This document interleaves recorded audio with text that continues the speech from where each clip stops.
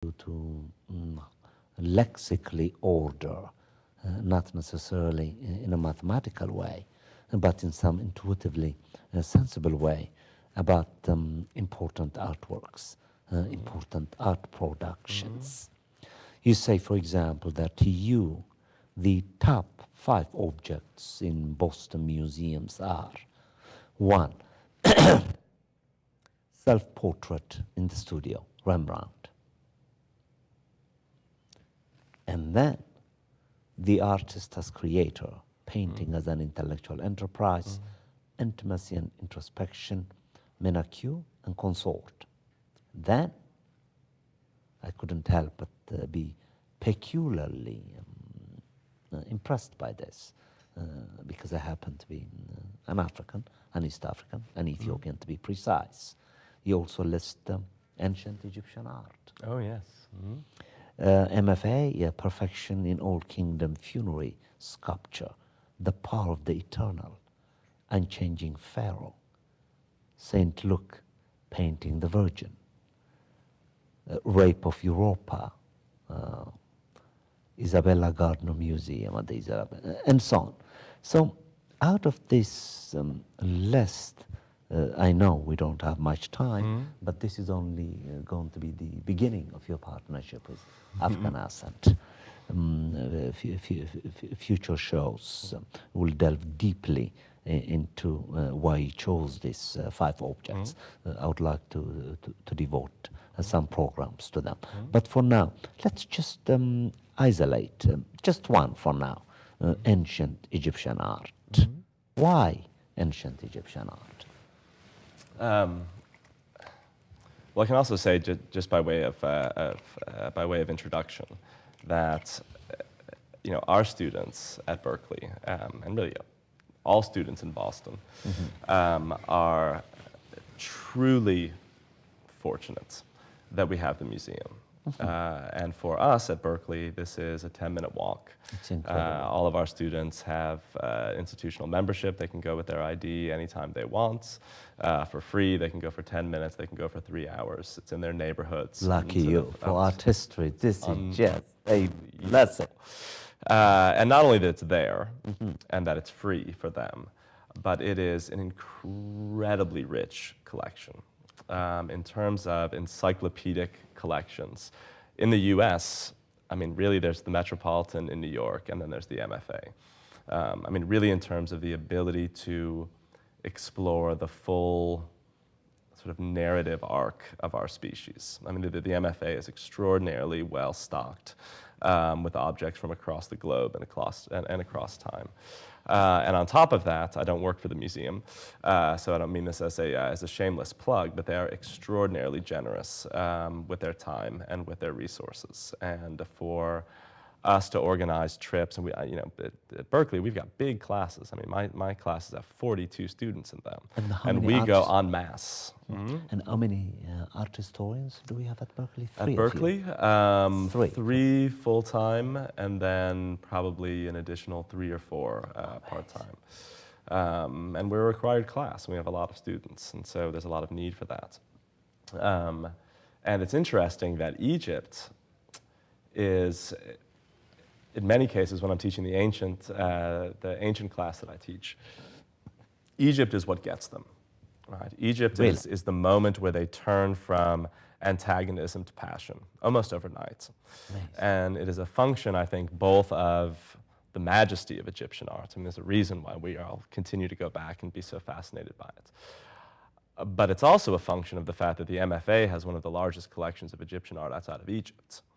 And so for students to sit in the dark in the classroom for 3 hours and see pictures of the pyramids at Giza, the Temple of Ramses, and see pictures of people on boats and camels and all of that sort of stuff, and be interested. And then the next class, you meet them at the museum, and you walk through an incredibly vast collection of Egyptian arts that they can see. They can't touch it, but they can walk around it and get a really tangible sense of what they have just studied virtually in the classroom. Amazing. And from that point, the hook is very firmly embedded in their mouths, and they're done, that they love it. And Egypt, I think, it continues to fascinate us. And I think that in the West, Egypt is today, and in many ways has always been, a real challenge for sort of Western thinkers. Why? Well, I think that for the most part, that, in the way that I was taught as a kid and sort of education system that I was exposed to, we have this idea in the West that Western civilization begins in Greece. Right? And until we get to Greece, until we get to individuality, individual experience, until we get to the 5th century and democracy, that we're just sort of biding our time, right? And that Western civilization has its roots in the Greek experience. And as someone who has spent a lot of time with Plato and Aristotle, et cetera, this is something that you know much more deeply than I do. And so if that's your narrative, then the problem is, what do you do with Egypt? That's right. Which has been there by the time we get to the first democracy in Greece, has been an active, flourishing, innovative civilization for 2,500 years. Right. And what do you do with them?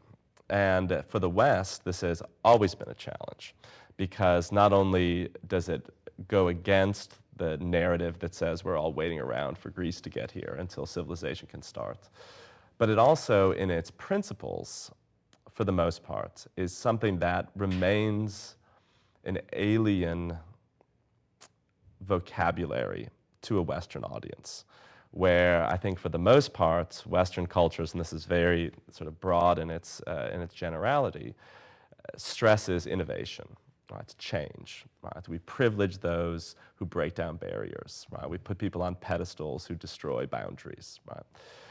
And if this is the narrative with which we look at change, innovation, moderation, enhancement, Egypt does not fit that pattern, right? Where in Egypt, from very early times in the Old Kingdom, really more or less unbroken for 3,000 years in terms of its sculpture, in terms of its painting, the focus is not on innovation and change, but on absolute uniformity, right? That the closer you stay within tradition, the better it is.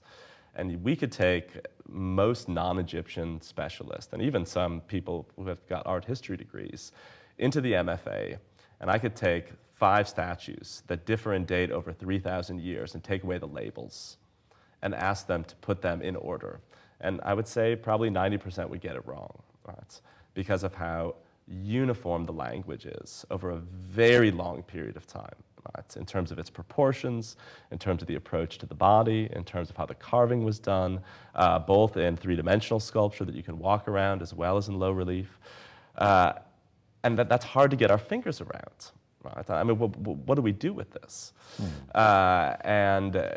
There's still challenges for us in figuring out why this was, or was it, why the homogeneity? Why is it that this culture that is so incredibly innovative in mathematics, in engineering, in warfare, in literature, has a visual language that remains more or less completely unchanged for 2,700 years? And so I think that for a lot of Western audiences, this can be very challenging to make sense of. And even going back to the Greeks, when they talked about the Egyptians, they explained this sort of uniformity of language as being excessively religious, right? That this is somehow would explain this vocabulary that remains unchanged. And they didn't know what to do with them either, right? And this is, in 500 BCE or 400 BCE. And so I think that Egypt continues to seduce us because of that longevity. And I think that in the West, there's also a very strange phenomenon. If you were to go and take a catalog, right, if this existed, of all of the museum exhibits that featured Egyptian art over the last 20 years, and you had another catalog that had a list of all of the exhibits, right, of Greek and Roman arts over the last 20 years. Let's say that this existed, and you just could look down through the titles from museums or galleries or whatever. What you would find is that when you see an Egyptian exhibit, it will say, "The secrets of the mysteries of the